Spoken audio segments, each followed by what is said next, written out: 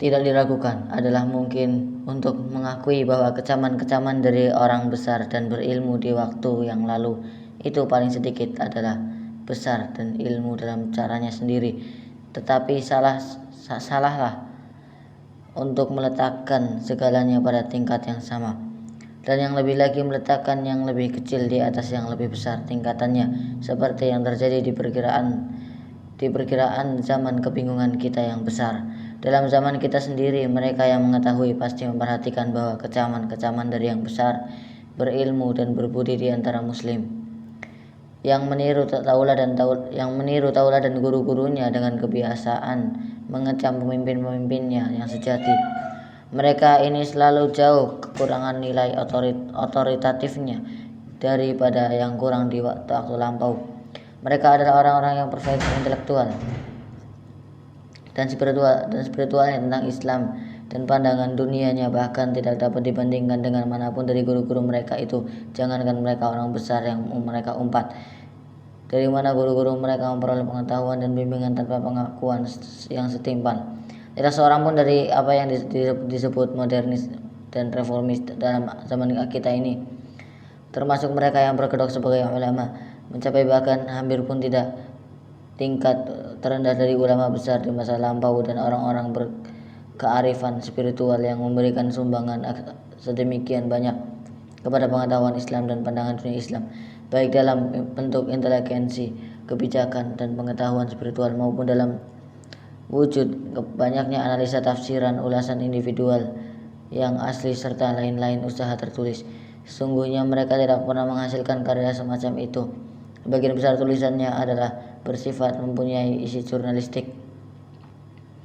Pada mulanya mereka harus menyatakan pandangannya atas masalah-masalah seperti diciptakan atau tidak diciptakannya kitab suci Al-Quran, dan banyaknya yang melibatkan dalam masalah yang sangat menarik perhatian qada dan qadar.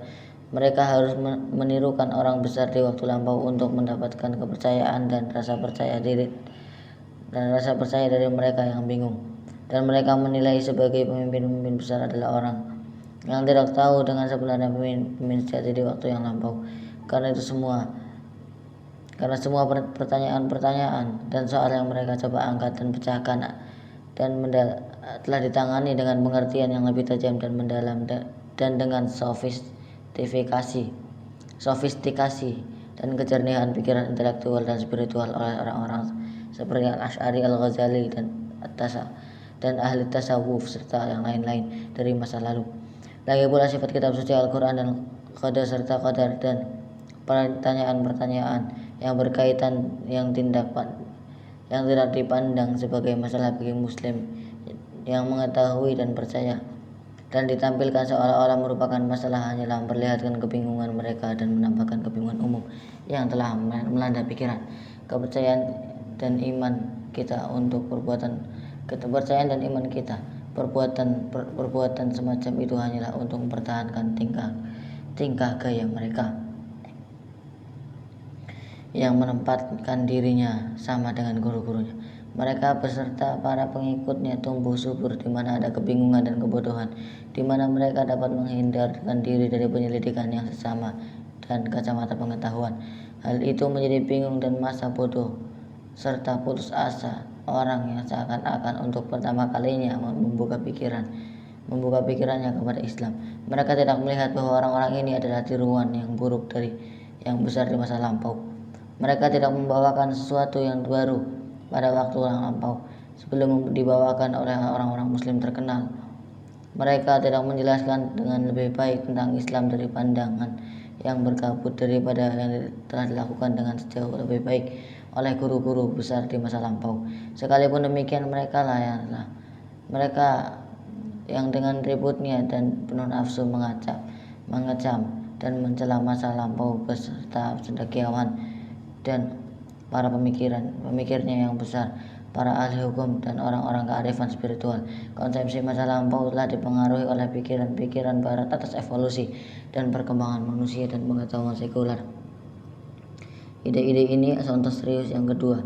Yang pertama adalah pikiran-pikiran dari falasifah yang ditaklukkan oleh Al-Ghazali, yang merupakan penyelundupan konsep-konsep barat yang berlawanan dengan Islam dalam pikiran Islam, tetapi setidaknya falsafah mengerti pikiran Barat lebih baik daripada mereka, dan meskipun para modernis dan reformis ini sangat hati-hati dalam usahanya untuk mengislamkan pikiran-pikiran yang mereka bawa masuk, pikiran-pikiran yang menampilkan suatu bahaya besar terhadap kesetiaan Muslim terhadap Islam, karena bukanlah pikiran-pikiran yang dapat dengan sebenarnya diislamkan. Mereka membuka pintu sekularisme tanpa mengetahuinya, karena tidak memerlukan waktu lama bagi para pengikutnya untuk mengembangkan pikiran-pikiran kepada proporsi sekuler. Orang-orang besar Muslim di masa lalu sesungguhnya bukan tokoh-tokoh ideal intelektualnya. Orang-orang seperti Rousseau, Comte, dan Spencer adalah lebih tepat bagi tokoh ideal intelektual. Islam sebenarnya tidak nampak menjadi prinsip pikiran mereka. Mereka mencoba mencocokkan Islam dengan cita-citanya, meskipun mereka menyatakan sebagai Muslim kesetiaannya adalah kepada negerinya. Kesetiaannya nampaknya disamaratakan pada bidang yang sama seperti sebenarnya terhadap Islam. Karena mereka tidak pernah benar-benar mendalami secara intelektual dan spiritual, maka mereka melibatkan lebih dahulu dalam sosiologi dan politik. Pengalaman mereka tentang kemunduran kekuasaan Islam dan pecahnya kemaharajaan Muslim telah membuat menaruh perhatian kepada Ibnu Khaldun, dan mereka memusatkan usaha-usahanya terhadap konsep ummah dan negara dalam Islam. Mereka memang lalai untuk meletakkan tekanan lebih besar atas konsep individu dan peranan individu dalam mewujudkan dan membangun ummah dan negara. Islam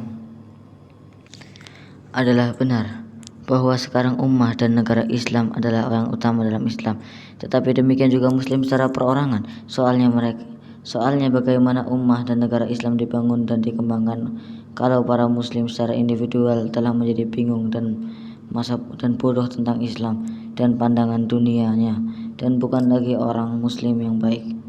Kalau mereka mengatakan bahwa kemunduran kaum Muslim disebabkan oleh pemimpin yang korup, maka mengidentifikasi mereka atas sebab dengan pemimpin yang tidak korup tidaklah sungguh benar. Jika kita bertanya kepada diri kita apa itu yang korup tentang kepemimpinan mereka, maka kita akan segera mengakui bahwa pengetahuan mereka lah yang korup, yang menjadikan pimpinannya korup. Pimpinan yang korup adalah akibat dan bukan sebab. Dan ini akibat kebingungan dan kesalahan dalam pengetahuan tentang Islam yang pandangan dunianya. Jika kita menerimanya, maka seharusnya menjadi jelas bahwa akar dari masalah tidak lagi harus dilihat sebagai tertanam dalam ummah dan negara. Pengetahuan mengenai letak sebab kemunduran Islam pada korupsi, pengetahuan seperti yang disarankan di sini, dan tidak terletak pada kepemimpinan seperti kata mereka, secara berarti memindahkan dasar dari mana terletak akar masalah ke pengetahuan, dan pengetahuan berpautan dengan manusia sebagai individu dan tidak dalam masyarakat, negara dan ummah. Maka sebagai suatu masalah strategi yang benar dalam zaman kita dan dalam keadaan sekarang adalah penting untuk menekankan kepada perorangan dalam mencari pemecahan yang adil atas masalah kita ketimbang kepada masyarakat dan negara. Menekan kepada perseorangan menyeratkan bahwa sebagai satu persyaratan untuk melengkapi ide-ide kita secukupnya sehingga kita mendapatkan dan menyajikan pemecahan atas masalah tersebut. Diperlukan pengetahuan tentang inteligensi, kebijakan dan roh, serta tentang takdir dan tujuan terakhir. Karena inteligensi, kebijakan dan roh adalah unsur-unsur yang berpautan dalam pribadi, dan pengetahuan seperti itu harus diperoleh bukan dari pengertian psikologis Barat yang tidak relevan dengan kita, melainkan dari tradisi Islam yang diaruniakan dan ditafsirkan oleh guru-guru kita dari masa lampau. Orang-orang berkearifan spiritual. Hanya dengan cara ini kita dapat memahami dan melaksanakan suatu sistem pendidikan dalam kerangka Qur'ani dan disarankan atas landasan-landasan Islam yang akan mendidik generasi-generasi Muslim yang akan datang untuk menjadi orang-orang Muslim yang baik. Kaum Muslimin tidak lagi bingung, tetapi mengetahui dan mempraktekkan dan siap untuk mewujudkan serta membangun negara Islam dan memainkan peran mereka yang semestinya sebagai suatu ummah yang kuat dan tunggal. Kalau keterlibatan lebih dahulu hanya dengan ummah dan negara, Usaha-usaha untuk mewujudkan tujuan kita akan terjatuh kegagalan seperti yang telah kita alami. Begitu pula musuh-musuh kita beserta orang-orang yang tak berpengetahuan dengan yang tidak kita duga akan berkata seperti yang telah atau tengah mereka katakan bahwa Islam tidak lagi relevan sekarang ini, dan bahwa negara Islam hanyalah suatu cita-cita yang tidak dapat ditegakkan dan dipraktekkan dalam kenyataan. Penekanan atas masyarakat dan negara membuka pintu sekularisme dan di ideologi sekular serta pendidikan sekular sekarang. Kita telah memiliki timbunan yang melimpah berisikan pengetahuan tentang inteligensi, kebijakan serta roh dan guru-guru besar di masa lampau, yaitu orang-orang yang pikiran, kearifan, dan kebijakan intelektual dan spiritual. Semua ini pengetahuan beserta tokoh-tokohnya hanya yang bermutu dan bersifat universal. Apa yang mereka bawakan berlaku untuk manusia segala zaman. Soalnya sumber-sumber dari mana pengetahuan datang dan teguk-teguk yang dihirup oleh orang-orang seperti itu adalah dari suatu yang bersifat universal. Sumber itu tidak ada bandingannya dalam pelampauannya atas segala secara pengatasan terhadap kekuatan perubahan sehingga selalu modern. Jika para reformis modernis benar-benar mengetahui, mereka paling tidak usah akan memanfaatkannya. Namun pengetahuan dan orang-orang seperti itu adalah yang memang tidak dihiraukan oleh mereka, sekalipun ada fakta bahwa sumber-sumber yang ditunjukkan kitab suci Al-Quran dan Sunnah. Sebaliknya mereka malah mengumpat orang-orang tersebut dan mencari-cari kesalahan dan mengutuknya karena kesalahan itu, meskipun jasa-jasanya lebih besar dari kesalahannya.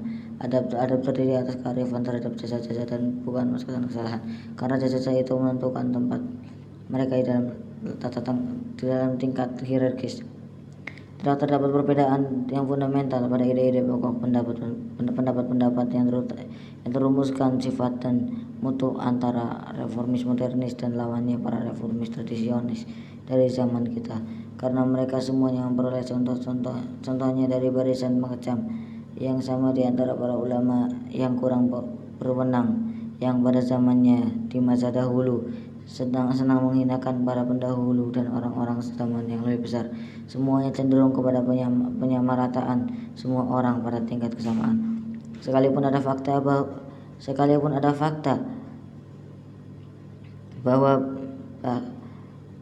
bahkan dalam pandangan Allah tidaklah semuanya sama. Memang dari segi pandangan berbagai makhluk Allah, sebagai manusia yang terdiri dari darah, dan daging, kita adalah sama. Namun roh kita, jiwa kita, meskipun berasal dari roh tunggal, dalam waktu pun pada dasarnya sama. Dari segi kekuatan dan kebesaran tidaklah sama. Kita adalah seperti lilin yang begitu banyak, yang panjang, bentuk, corak, dan ukurannya berbeda-beda. Bahan pembuatannya pada dasarnya sama dan cahaya yang dibangkitkan pada dasarnya sama. Tapi besarnya atau cahaya yang dipancarkan oleh masing-masing tidaklah sama dalam kekuatan dan kebesaran. Kita tidak menaksir nilai lilin dari cahaya yang dipancarkan. Demikian pula kita menilai seorang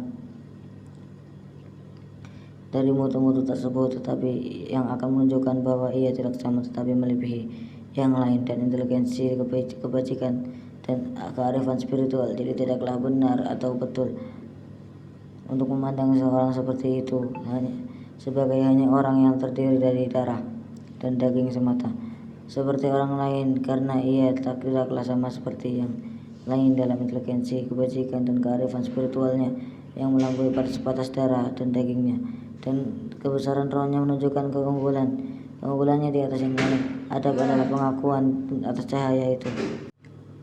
Adab adalah pengakuan atas cahaya-cahaya itu pada manusia, dan pengakuan membawakan suatu sikap yang menyatakan kehormatan, cinta, rasa hormat, dan kerendahan diri yang sejati, yang mengakibatkan orang mengetahui tempatnya yang selayaknya dalam hubungan dengan dirinya yang memancarkan cahaya itu. Tetapi para reformis tradisionis ini, meskipun faktanya adalah bahwa mereka orang yang cahayanya jauh lebih kecil daripada yang dipancar oleh tokoh besar di masa lampau, yang cahayanya akan musnah apabila dihadapkan dengan kecemerlangan mereka, yang semuanya dengan kemajuan juga memainkan pembaharuan kepada khalayak yang bingung, khalayak yang tidak paham dan tidak bisa menilai dengan sebenarnya terhadap mutu pembaharuan. selain daripada kriteria penaksiran sendiri yang tidak cukup. Semuanya terlalu sering menjadi bangga dengan rasa penting diri mereka. Mereka seperti sebuah papan tanda di atas jalan kebenaran yang bukan menunjukkan kepada para pejalan di sepanjang jalan itu. Papan tanda lainnya yang terlebih dahulu lebih jelas dan lebih dekat kepada kebenaran, melainkan menunjukkan ke papan tandanya sendiri yang begitu membingungkan. Mereka beserta pengikut-pengikutnya menjadi lebih angkuh daripada pemimpinnya yang telah melakukan sesuatu yang tidak kelompok atau sekolah pada masa-masa dahulu pernah berniat melakukan, yaitu mempopulerkan pikiran bahwa Nabi SAW tidak lebih daripada seperti yang lain-lain orang manapun. Mereka lakukan ini dengan terus-menerus menggarisbawahi ayat dalam kitab suci Al-Quran di mana Allah yang maha mulia dan tinggi memerintahkan Nabi dengan mengatakan bahwa ia adalah seorang manusia seperti kamu semua. Garis bawah atas ayat itu mengutip yang tiada pentingnya mengingatkan kepada kita bahwa Nabi SAW bukan malaikat, dewa atau titisan Allah, melainkan orang yang tidak lepas pula dari kematian. Mengapa mereka melakukannya? Apakah kita menjadi kafir sehingga mereka mau mengarahkan kita dengan menunjukkan fakta itu? Mereka pasti mengetahui bahwa ayat yang mereka kutip dengan lancar seakan-akan ditemukan untuk pertama kalinya sesungguhnya dimaksudkan untuk ditujukan ke arah orang kafir. Lain ayat yang terdapat dalam Al-Quran dari Nabi Nabi alaihi salatu wasallam yang lain juga diperintahkan untuk mengatakan hal yang sama, dan semuanya diarahkan kepada yang kafir.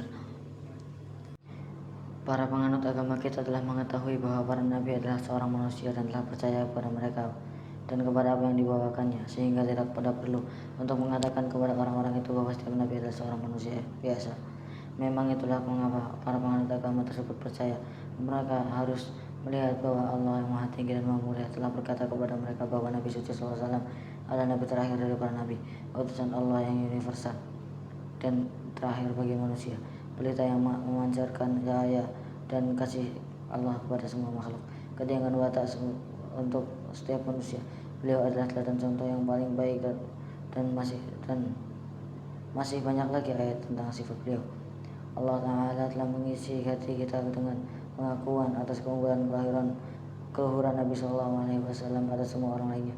Sifat-sifat agung di kitab suci inilah yang harus ditekankan kepada kaum muslimin dari segala zaman.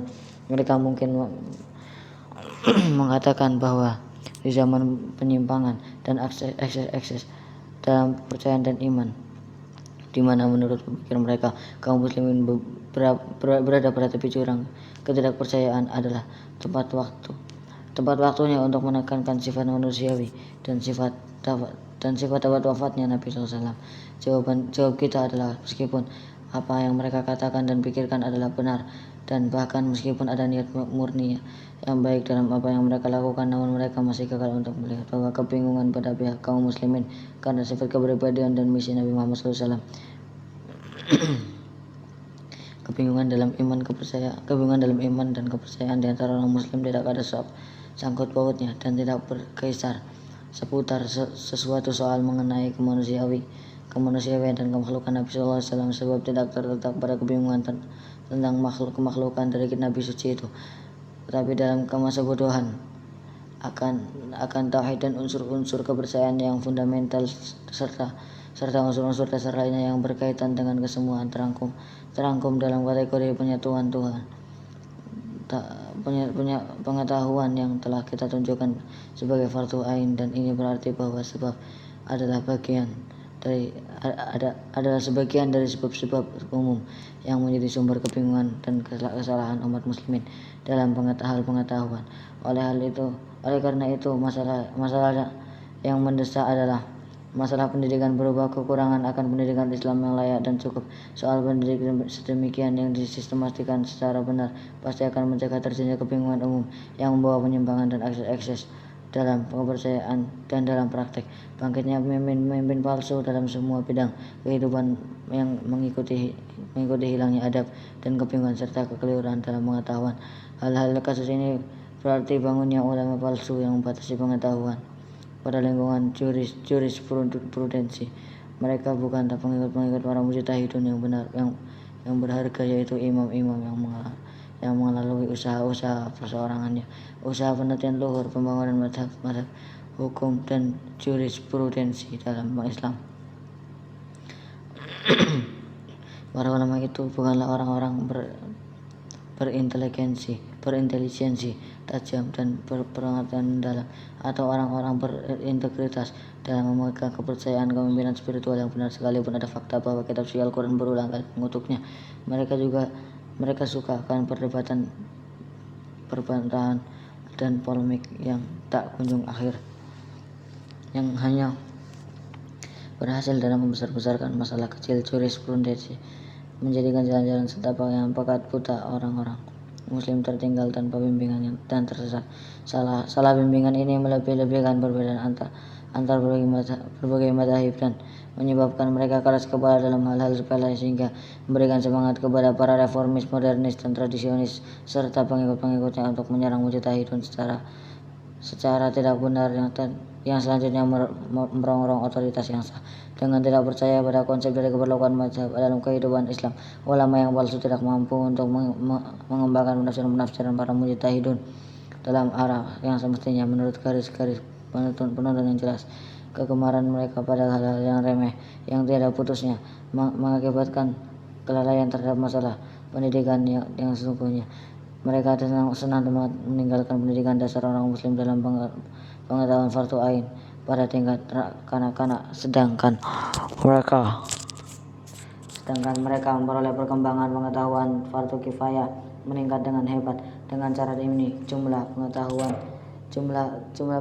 sekular meningkat dan berkembang dalam kehidupan Muslim di luar proporsi religius, sehingga kaum Muslim menggunakan sebagian terbanyak dari kehidupan dewasanya dengan mengetahui lebih banyak tentang dunia dan kurang sekali tentang agama. Sebagai akibatnya, kita mempunyai orang-orang Muslim yang lemah dan pemimpin yang lemah dan berbahaya, yang pengertiannya dan pengetahuannya tentang Islam tetap tertinggal pada tingkat ketidakmatangan. Oleh sebab ini, maka Islam sendiri salah tertampilkan seakan-akan tidak berkembang atau salah berkembang, atau dibiarkan macet peningkatan pengetahuan fardu kifayah dan penekanan perannya dalam kehidupan tanpa diimbangi dengan pengetahuan fardu ain pada semua tingkat pendidikan, sudah tentu mengarahkan kepada perhatian semata kepada masalah-masalah kenegaraan dan kemasyarakatan, karena negara dan masyarakat adalah acuan sebenarnya bagi fardu kifayah. Kegemaran akan hal ehwal negara Islam dan ummah di zaman kita adalah petunjuk singkat atas penaksiran yang berlebihan sesuai dengan apa yang diperoleh dari pengetahuan fardu kifayah. Berhubung dengan ini, maka ilmu sosial, politik, dan hukum dalam kategori pengetahuan tersebut telah menuntut dan menerima perhatian atas peningkatan pengaruh di atas kategori lainnya dalam penaksiran kita dan kesadaran kita. Mudah bagi kita untuk melihat mengapa dalam hal ihwal sedemikian ini, karena ini kecenderungan dalam urusan kehidupan Islam menjurus pada sosialisasi Islam dan pada penyamarataan Nabi Muhammad SAW pada tingkat yang sama dengan orang banyak. Sebagai suatu konsekuensi logis sosialisasi tersebut, seiring dengan sosialisasi juga rasionalisme sebagaimana pengertiannya di barat itu, yang berasal dari konsep rasio dan bukan sebagaimana yang kita maksudkan, yang berasal dari pengertian Qur'ani akal, dianjurkan oleh kaum modernis Qur'ani akal yang meniru contoh pendahulu mereka pada pergantian abad ini. Sisa-sisa mereka berusaha untuk merasionalkan ayat-ayat kitab suci Al-Quran yang mereka temui serasi dengan maksud mereka sesuai dengan teori-teori dan penemuan-penemuan ilmu pengetahuan modern. Kebiasaan mereka ialah membisu mengenai banyak ayat lainnya yang sesungguhnya tidak dapat dipahami dengan cara mereka, dan ini membuktikan bahwa cara berpikir mereka tidak tepat serta membingungkan. Demikian juga mereka merasionalkan semua babak kehidupan Nabi SAW dan menyajikannya dalam suatu versi yang telah dispiritualisasikan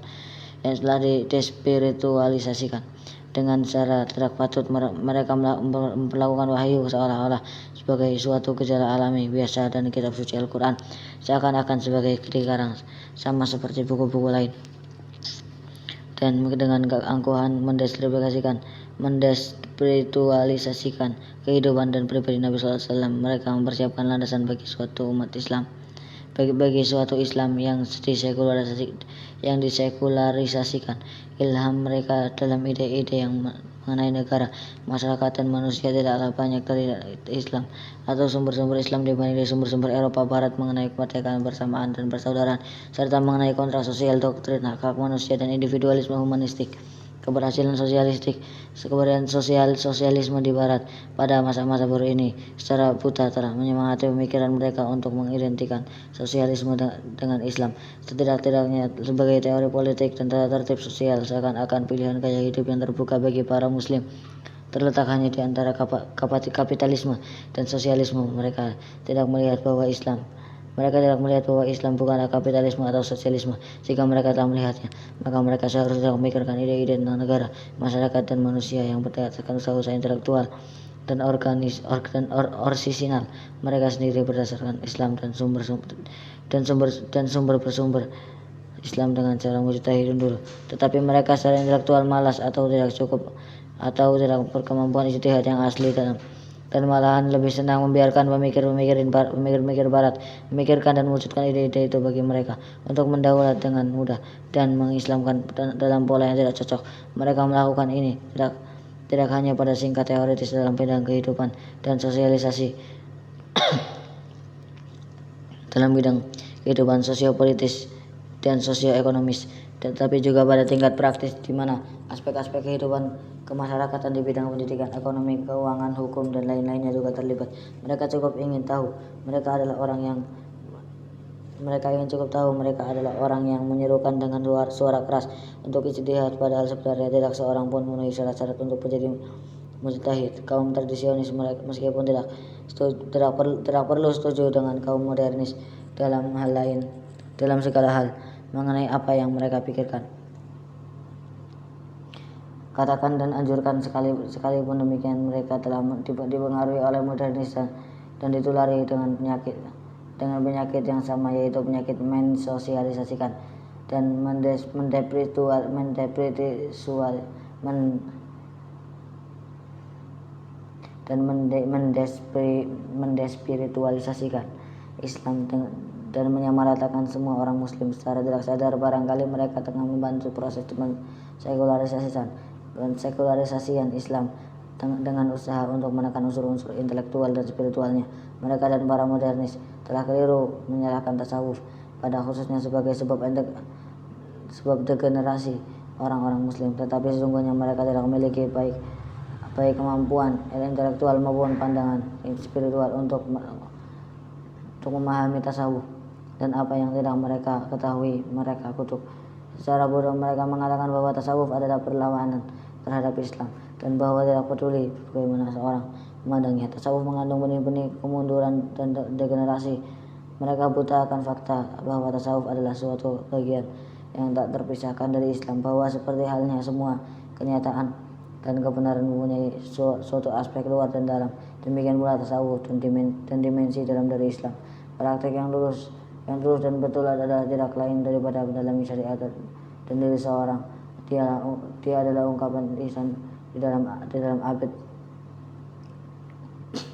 dan juga merupakan ibadah yang diperkuat oleh kearifan intelektual yang mengarahkan kepada pengertian spiritual tentang realitas. Di samping itu, dia adalah praktik syariat pada tempat ihsan yang dibangun di atas kepastian karena didasarkan pada hikmah dan al-ilmu laduni, kebijaksanaan dan pengetahuan spiritual yang dianugerahkan kepada siapa saja yang terpilih di antara hamba-hamba Allah, hamba-hambanya.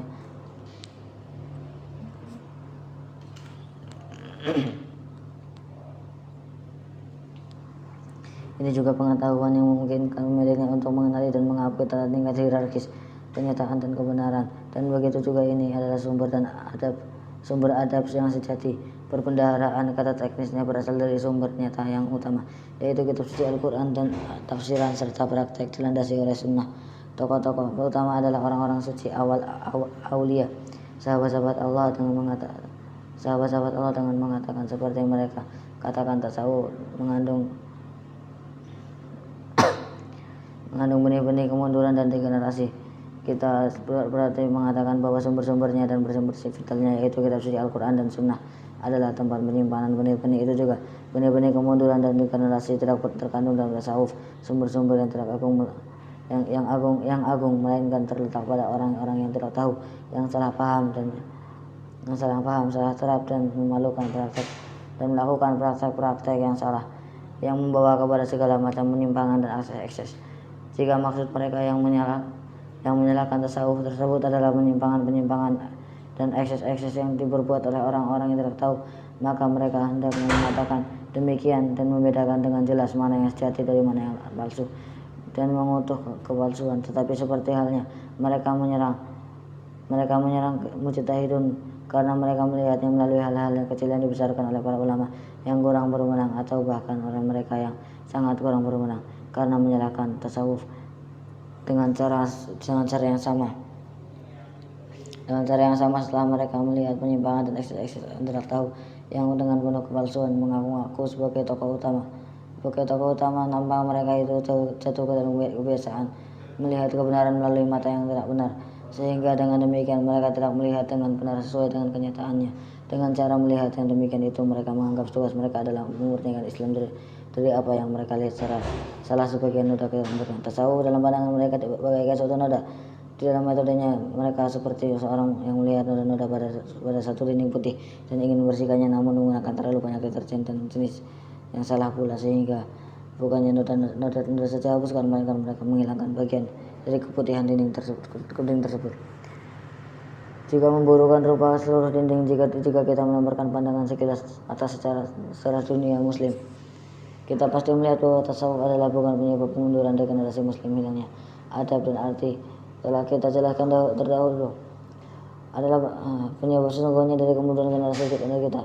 Tidak ada ulama yang kurang bernilai otoritatif dan mereka telah benar-benar palsu setelah merongrong otoritas dari yang besar, kemudian telah melalai untuk menanamkan pengetahuan tentang Islam dan pandangan dunia yang telah betul ke dalam pikiran muslim dengan melalui organisasi pengetahuan yang sistematik dalam formula pendidikan yang tersusun. Maka untuk menambah kebingungan dan kebodohan umum yang terbawa serta oleh kelalaian tersebut, maka penguasa di antara kaum muslim telah menyumbang kepada kekacauan untuk itu secara berarti. Seperti halnya para ulama palsu yang senang perdebatan yang tiada hentinya, perbantahan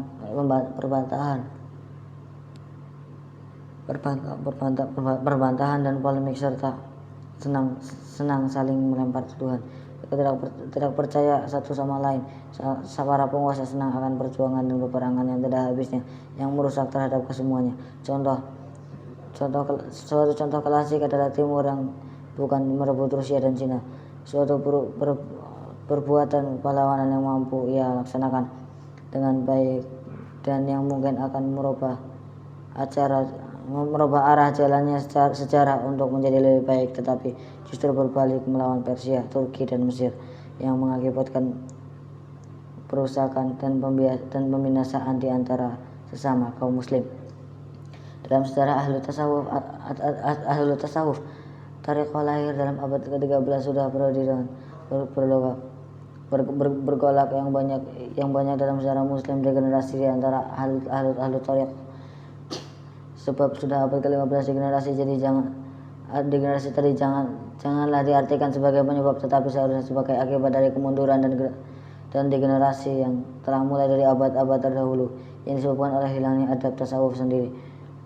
Hilangnya adab tasawuf sendiri telah memperkuat kepercayaan serta iman kaum muslimin pada masa-masa tirani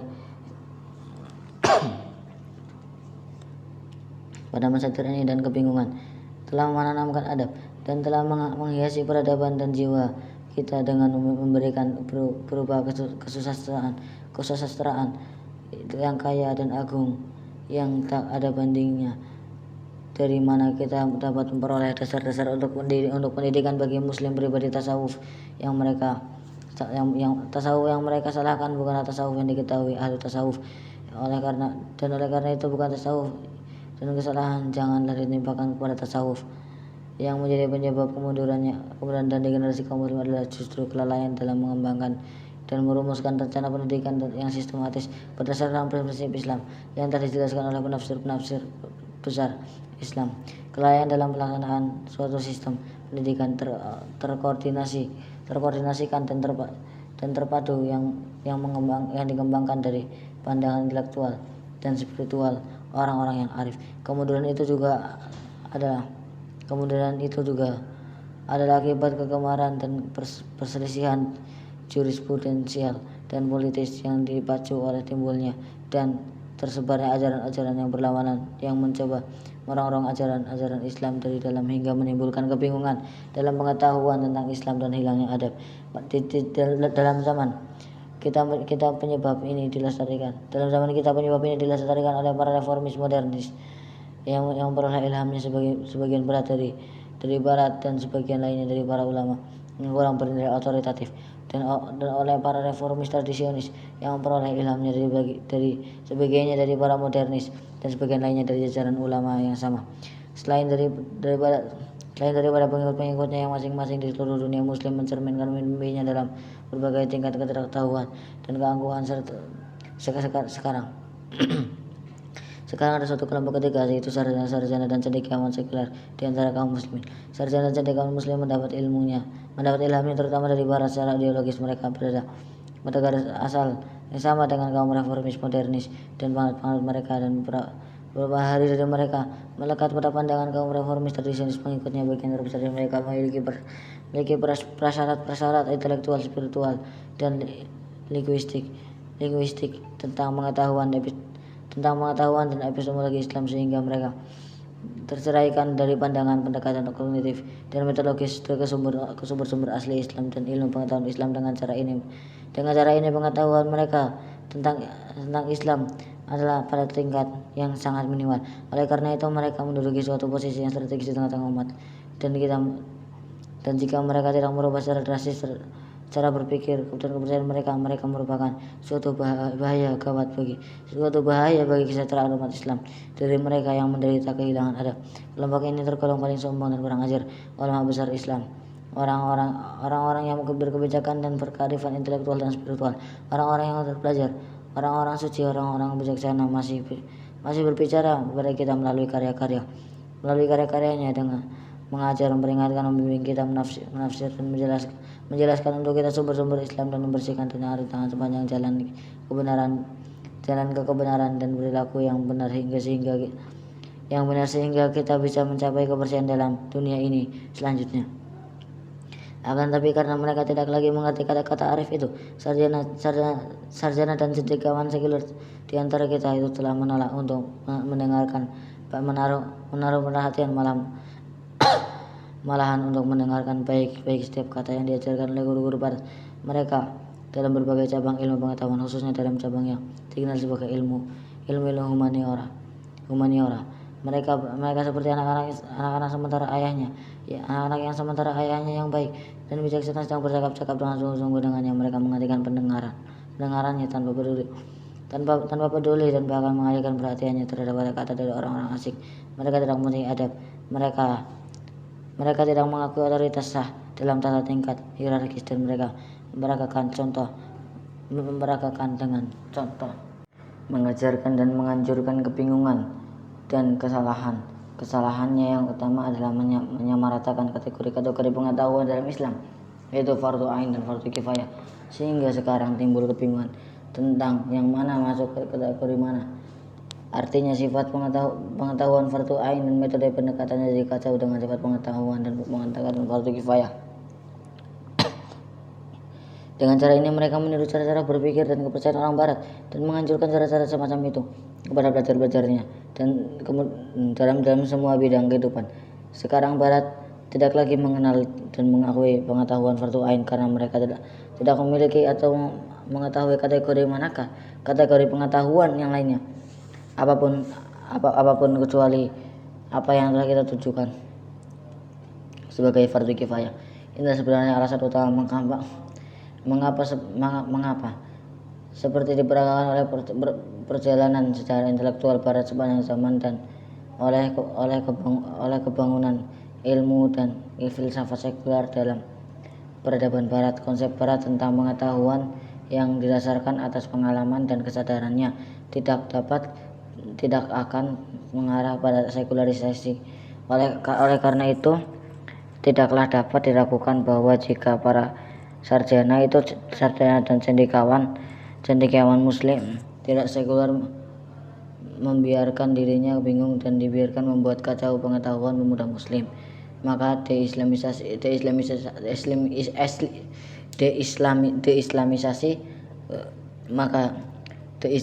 pikiran muslim akan berlangsung terus dengan kegigihan dan intensitas yang lebih tinggi dan akan mengikuti arah sekularisasi yang sama macamnya dalam generasi-generasi mendatang. Kebanyakan mereka tidak mengerti sepenuhnya hakikat kebudayaan dan peradaban barat sumber ilham mereka dan kiblat yang mereka hadapi dengan tercengang, keseganan, dengan penuh rasa hormat dan perasaan rendah dirinya. Dan pesan rendah seorang budak menggambarkan sikap seorang yang berderajat rendah. Mereka bahkan tidak mengerti isi selengkapnya dan dikasih ajaran guru asik mereka. Mereka cukup berpuas hati dengan hanya mengulang-ulangnya dalam versi, dan dengan demikian mereka menipu khalayak muslim tentang harga diri mereka yang sebenarnya. Contoh terbaik dari jenis ini adalah golongan-golongan yang tidak beradab ini dapat dijumpai berlimpah ruah di Malaysia dan Indonesia, di mana proses deislamisasi yang sistematis telah dilaksanakan sejak zaman kolonial dan di mana pengaruh sekularisasi lebih menyolok dibanding dengan di bagian-bagian lainnya di dunia Islam. Di sini barangkali di kawasan Islam utama Asia, di kawasan Islam di Asia Tenggara tidak tahu dalam hal Islam beserta pandangan dunianya, sebab sebagai suatu agama dan suatu peradaban menyebabkan hilangnya adab beradab pada tingkat yang lebih parah dibandingkan dengan manapun di dalam dunia Islam.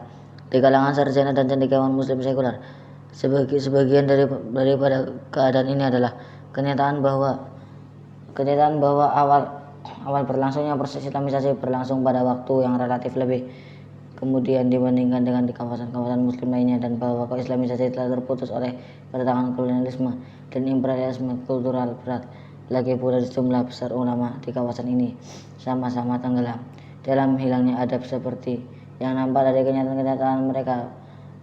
kenyataan bahwa mereka adalah penganut-penganut yang membuta dari kaum modernis dan juga tradisionis dalam mendeislamisasikan orang-orang muslim. Pemerintah penjajahan barat beserta ahli-ahli teori kolonial pertama-tama telah menceraikan hubungan antara kitab suci Al-Quran dan bahasa daerah dengan cara membangun suatu sistem pendidikan sekuler di mana kebudayaan suku dan tradisional ditekankan pada tingkat-tingkat yang lebih tinggi. Linguistik dan antropologi yang dimasukkan sebagai sarana metodologis untuk pelajaran bahasa dan kebudayaan dan nilai-nilai serta model-model barat serta kesarjanaan orientalis dan filologi untuk pelajaran kesusastraan dan sejarah. Lain daripada itu, di bidang pelajaran bahasa dan kesusastraan serta pelajaran mengenai sejarah dan kebudayaan tradisional, mereka mengajarkan sosiologi, teori pendidikan, dan psikologi. Penempatan Islam yang salah pada tempat yang rasional murni oleh para sarjana dan cendekiawan yang tidak cukup dilengkapi dengan penganutan tentang Islam beserta pandangan dunianya tersebut, cenderung merosotkan Islam sehingga setingkat agama yang lain, sehingga Islam akan menjadi subjek yang tepat untuk filsafat dan sosiologi agama, dan seolah-olah Islam merupakan suatu agama primitif yang telah ditumbuhkan dan dikembangkan. Semua ini beserta bidang-bidang ilmu pengetahuan lainnya dalam ilmu kemanusiaan dan juga unsur-unsur filosofis dalam aspek-aspek teoritis dari ilmu-ilmu tentang alam, fisika, dan biologi dimasukkan ke dalam pikiran sarjana dan cendekiawan muslim sekuler sedemikian sehingga pengetahuan mereka menghasilkan tidak saja kebingungan potensial teoritis tapi juga kesalahan aktual praktis melalui asimilasi yang tak seimbang dan pencekokan pengetahuan semacam itu tanpa ilmu dan timbangan keislaman untuk menunjang setiap pernyataan serta keikutsertaan aktif para cendekiawan dan sarjana sekuler dalam perumusan dan penyebarannya terjaminlah perambatan hilangnya adab sehingga menjadi kenyataan yang tersebar luas. Pemimpin palsu di antara kaum muslimin harus bertanggung jawab karena telah menyebabkan romanisasi dan naskah bahasa yang semula huruf Arab sehingga memudahkan secara berangsur memisahkan huruf dan formal leksikal dan konseptual antara kaum muslimin dengan sumber-sumber asli Islam dan dengan bahasa-bahasa dan rakyat-rakyat muslim. Dari rakyat-rakyat muslim mereka juga menyebabkan dearabisasi, westernisasi dan kebingungan bahasa dan sistematis serta perbendaharaan kata umumnya sehingga banyak konsep-konsep penting dalam Islam beserta pandangan dunia kehilangan kejernihan dan menjadi kabur. Mereka pula menyebabkan timbulnya majalah dan surat kabar dan wartawan-wartawan serta penulis-penulis kurang bermutu yang semuanya membantu mematahkan standar-standar nilai dan ungkapan kesusastraan yang dibangun Islam. Selanjutnya mereka menyebabkan timbulnya secara luas muslim marginal dan masyarakat marginal yang asing bagi ummah, dan oleh karena itu menyebabkan disintegrasi kesadaran dalam kesetiakawanan umat. Di samping itu mereka menyebabkan pemisahan umat muslim masa lalu dengan kesadaran akan masa sekarang, dan mereka membiarkan dibangunnya di tengah-tengah kita suatu sistem pendidikan yang dirancang dari tingkat-tingkat yang terendah sampai tertinggi untuk melestarikan ideologi sekuler sehingga menyebabkan bangkitnya berbagai bentuk keofinisme dan sosialisme. Mereka pun menghidupkan kembali semangat jahili yang menganjurkan kembali kepada nilai-nilai dan tradisi kultural pra-Islam. Banyak lagi kesalahan mereka, tapi karena alasan-alasan nyata yang tidak perlu diuraikan saat terperinci di sini. Dan begitu pula sarjana dan cendekiawan semacam itulah di antara kaum muslim dimanapun mereka mungkin berada di dunia muslim, tidak peduli apakah di kawasan yang berbicara bahasa Arab atau tidak, telah meniadakan adab dalam berbagai tingkat sifat perangai mutu sehingga terjadi tular-menular kesalahan dan kebingungan dalam pengetahuan mengenai Islam beserta pandangan dunianya dengan cara penyebaran pengetahuan palsu mereka. Mereka semua telah menjadi agen kebudayaan dan peradaban barat yang dengan sadar atau tidak sadar mereka dalam kedudukan ini mereka merupakan apa yang telah kita identifikasikan sebagai sumber-sumber dan sebab-sebab interaksi dari dilema kita. Tetapi eksistensi di tengah-tengah kita sebagai bagian dari umat telah menciptakan situasi di mana apa yang eksternal itu sekarang telah bergerak secara metodis dan sistematis menjadi internal. Dalam keadaan mereka sekarang, mereka telah berubah dan berbentuk ancaman eksternal menjadi suatu masalah internal yang gawat. Sebabnya secara intelektual darul harb seolah-olah